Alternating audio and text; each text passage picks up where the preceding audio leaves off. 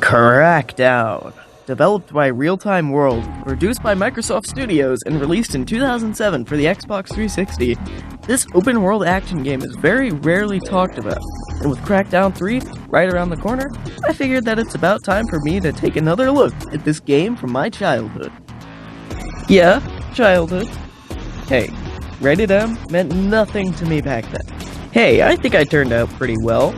I mean, I've only killed a person once. Gonna be honest, not a lot here. In fact, at the Montreal Games Summit in 2007, Real-Time World's producer Phil Wilson said, "We're not about story, and initially, we were proud of it." That ideology really shows. The basic gist of it is that organized crime has risen above all forms of government, and has caused total chaos.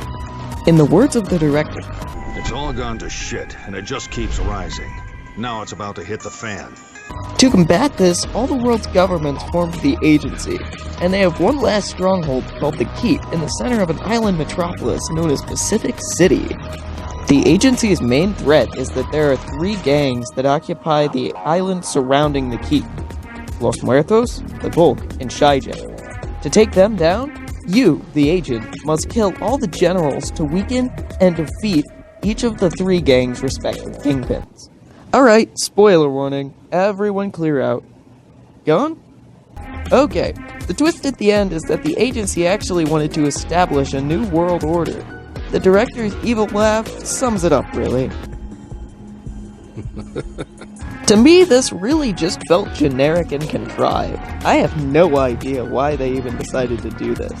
They obviously already stated that they are just not about story, and this development honestly gives you absolutely no reason to care. Really, the only 2 characters you need to care about are the agent, who you play as and is a genetically modified super soldier, and the director, who basically teaches you stuff and compliments you on things you didn't even do. Excellent work, Agent. Excellent work, Agent. The metropolis known as Pacific City is just a generic city for stuff to happen in. There's 2 metropolises in an industrial area. Not much else to say. So next is the production quality. This game is very visually pleasing. Real-Time World went for a very pleasant visual style for this game, and even for 2006, it really holds up to this day. According to Wilson, we had the style defined from the outset. A rich, deep color palette, crisp, real-time shadows, exaggerated assets, bold lines on the geometry.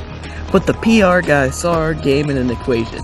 GTA plus Spider-Man times purple equals Crackdown. I mean, yeah, I don't see a problem with that. As far as this game's original soundtrack goes, there's really not a lot here. The only song that I can even remember is the menu song, and that's kinda basic. Like, it gets the job done, but, you know, it's nothing to write home about.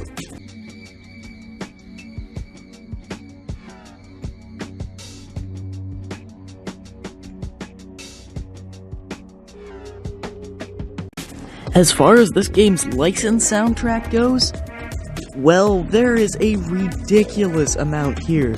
Like, seriously, look at all this.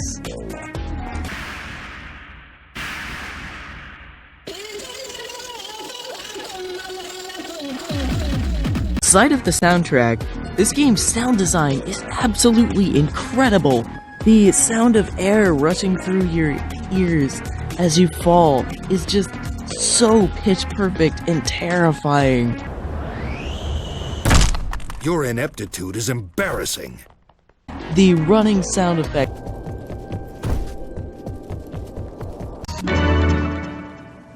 According to Wilson, by November 2006, Crackdown had ranked first in fun and second in interest only to Halo 2, which I'll take. Alright, so at its core, this game is an open-world, over-the-shoulder shooter and platformer. So this game's core mechanic is upgrading your 5 core skills, these being agility, strength, firearms, driving, and explosives.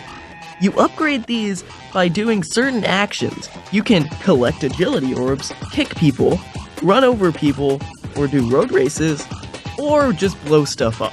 The driving skills feel very fluid. It's also worthy of note that almost every single car you can drive in this game, you can store in the agency garage. This is a feature that's actually pretty cool, but I ended up not using it that often because it's just more easy to just jump from rooftop to rooftop. The melee combat is also super easy. It's just generally running up and kicking people, or picking something up and throwing it at people. It's really nice. It allows you to do a lot of crazy stuff, you know.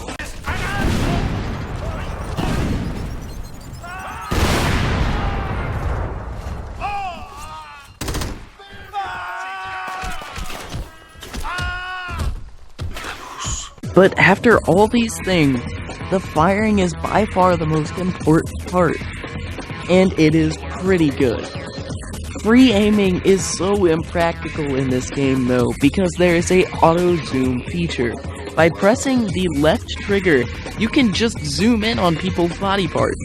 Honestly, throughout almost the entire game, I just found myself zooming in on people's heads through the walls. This is a super broken mechanic, but it's not necessarily a problem. It just makes the game a lot easier. Unfortunately, there is a massive skill development gap between explosives, driving, and the other skills. This is largely because these two are just very impractical. Explosives tend to kill civilians too, which docks points, and it's just generally awkward to kill people with cars.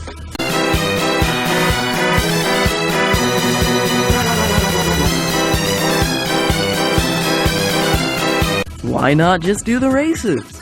I'm too lazy. Doesn't it get easier to upgrade the explosives in Shygen and Bulk because they just stand on rooftops away from civilians? Yeah. Doesn't that make all your points mute? Yeah. So what did the reviewers think of the game?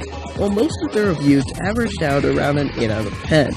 And that's pretty low if you ask me. So what kind of a review score would I give the game? Well, the only thing I see lacking in it is a good narrative. And with that, I'd give it probably a solid 9 out of 10. Hey, thanks for watching. If you're feeling like you want to go a little extra mile to help me out, why don't you hit that like button? And if you're feeling like you really want to see more of these, click the subscribe button. With that, I'll catch you next time on a logical review. Hit those chill waves.